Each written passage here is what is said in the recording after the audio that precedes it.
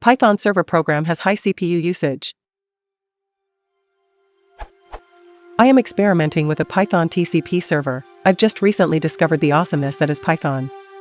Anyway, the server runs just fine and prints data the way I would expect, but when I look at the CPU usage in the Windows Task Manager, it shows that python.exe is consuming 97% to 99% of the CPU. Just to see what would happen, I ran it again on a different computer and it only used about 50% of the CPU. Here's what I am wondering. Why is the CPU usage so high? Why would I see a difference running on two different machines? One is Windows 7, the other is Server 2008, could that matter? I am creating a new thread for each connection, and running a while loop that is always true, but I have a break when there is no longer a connection. Is this thread getting destroyed correctly? Thanks in advance for any help.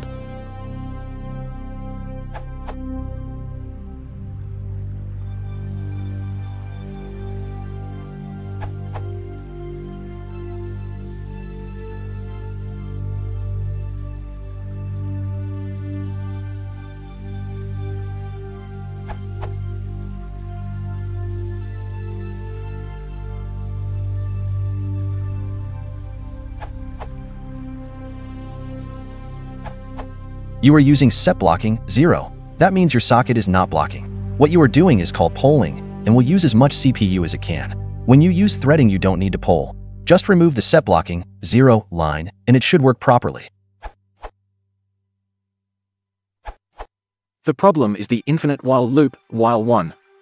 Please include a few microsecond delay, time.sleep, 0.001. This brings the CPU usage drastically down.